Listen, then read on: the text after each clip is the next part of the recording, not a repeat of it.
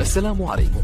لا تنسوا الاعجاب بالفيديو والاشتراك في القناة. إذا دكت الأرض دكا دكا وجاء ربك والملك صفا صفا وجيء يومئذ بجهنم